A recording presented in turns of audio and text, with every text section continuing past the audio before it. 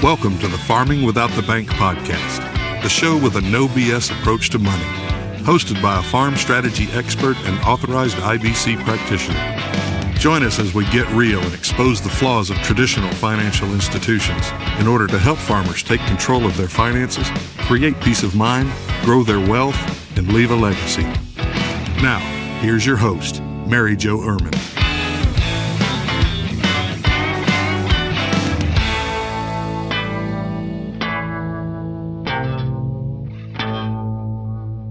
Hello, and welcome to today's podcast. Thank you for just joining, or thank you for returning. Either way, I do appreciate that you are here.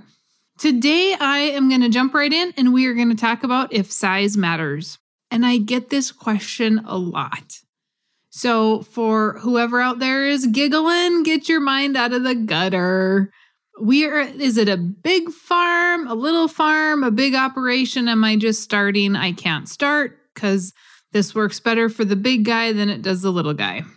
So today I want to answer those questions for you because that's what you're thinking, right? It's just one more reason for you to think it's not going to work for me. I either need to be older or I need to be younger or bigger or smaller. And so size does not matter. Let me just burst the bubble right away. Size does not matter. If you are a new operation or you haven't even started your operation yet, it absolutely does not matter because you might be in a better position where you don't have to go to the bank because you're just starting and you're going to buy things slowly. You might be in a better position because you don't have this preconceived notion of how things are supposed to go because maybe you didn't grow up on a farm or you're starting on your own and you can use your own thought process around how you want to start. What I'm seeing with some of the younger guys is that the bank's not even lending them money. And so you're really having to be creative to get started. And you're having to use a lot of cash. And as much as that might feel like it's painful to you, it is great because the bank is not allowing you to get sucked in to that system where you're maybe not going to get out of there for years to come. So being somebody that's just starting, being a very small operation, that's fine. That's absolutely fine. I have clients who are farming on 40 acres. It's not a big deal, right? I mean, they can have some cows, they can have some hogs. You can do stuff on small acreage. There's a lot of urban farming going on in this country, and not a lot of people are talking about it. And in the Midwest, a lot of people might even be a little bit snarky about it and go, oh, that's not really farming. Does it really matter what people are doing? I don't think it matters. Those people that are doing urban farming are having a hard time getting loans as well because the banks are used to big farm operations. And so all those people can be helped. It doesn't matter. And then I hear, well, you know what? This is probably better for the people that have been in the industry a long time and they've been settled in and they're older. Those people who've been in this industry for a long time and have been farming 30, 40, 50 years, some of them might be independent where they might have the cash, but a lot of them still have to answer to the bank. They've had the bank putting their claws in for 40 years. They're pretty deep by that point. So if we can get to a point where we don't have to worry about the bank, great. And the bank doesn't have its claws in, great. You might be in a better position to start, or somebody might think that you're in a better position to start. But ultimately, it doesn't matter where you're at in this process of farming. You have to change what has been happening on the financial side of things. We have a 103-year-old problem. If it doesn't start with you, no matter what size you are, who is it going to start with? Think about that just for a minute. If you've taken over an operation, if you're in a family operation, every generation is most likely started over. Every generation has struggled. You're most likely struggling right now. Could have that been eliminated if something would have changed? As frustrated as you are today, wishing that somebody before you had started and done something differently, you might be the one that needs to take that initiative, put the past in the past and say, you know what, they didn't do it, but I'm going to take care of those that are coming up, those that my kids, my grandkids, my great-grandkids. I'm going to continue to leave a legacy here, and I'm going to make that change because nobody else did it.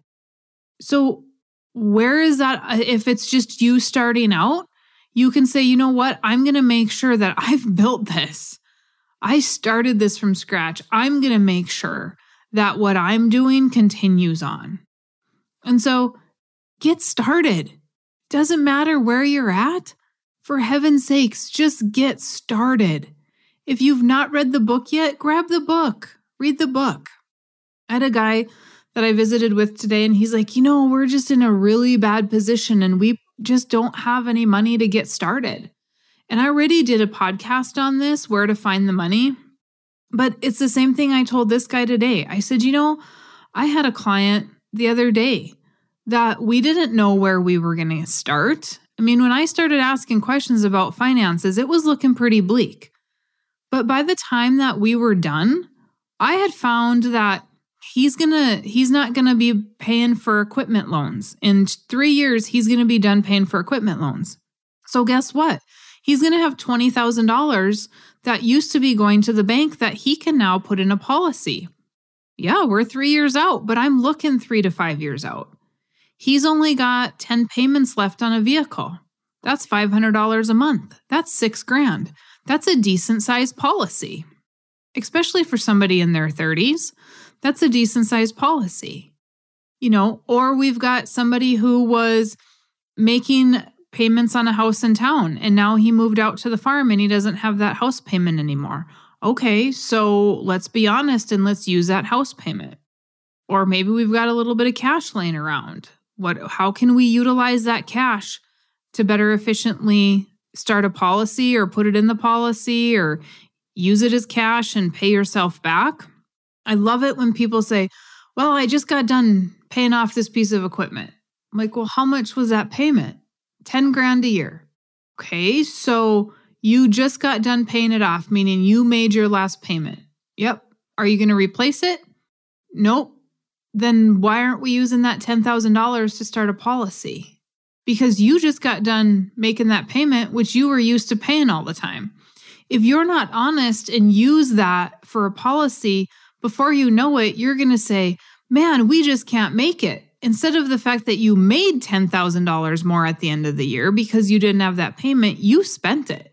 You will find something to spend it on because it's in your account. And so being honest is the biggest thing with your money. And where is it going? When are these payments going to be done? How can I better utilize that money? Oh, here's another one I had the other day too. Well, I'm making double payments on my vehicle. Like double payments. So you're making an extra $500 a month on your vehicle payment? Yep. Okay, let's stop overpaying that vehicle and let's redirect that money into a policy. Or I'm making extra payments on whatever piece of equipment. I had that one the other day too. And how much are you making? Well, I don't know, on average about $1,200 a month extra. Well, I know where that money's going to go. Because if we take those extra payments and put them to cash value of the policy, guess what? You're still going to have the cash value to borrow against policy and pay that vehicle off or pay that piece of equipment off. But now you had liquidity of that money for the next however many years, 2 years, 3 years, 5 years, 10 years, that you got to use it and the bank didn't have to have it. So do we want liquidity of that money? So those are all places that we're looking. And it doesn't matter if you're a large operation or a small operation. You are all doing the same things with your money. You're all doing exactly what you've been taught to do with your money. You're overpaying on debt. You get debt paid off and you rebuy something. What if we just think about it differently? If we think about money differently, it doesn't matter the size of the operation. Absolutely does not matter. Because guess what? Money is money. And it flows through a small operation the same way it flows through a big operation, right? Money flows. It's not stagnant. Money doesn't stay someplace. It's flowing through the big guy to the little guy. It's flowing from the city worker to the farmer, from the farmer back to the city worker. But we aren't utilizing it correctly. So it doesn't matter where you're at in your operation. If you're new, if you're in the middle of it, if you're at the end of it, it absolutely does not matter. And let's talk about the end of it for just 1 second. So if you're at the end of it and you're selling out, and you're either going to sell to the kids, or maybe you're going to have an auction because there are no kids and so we need to sell the equipment.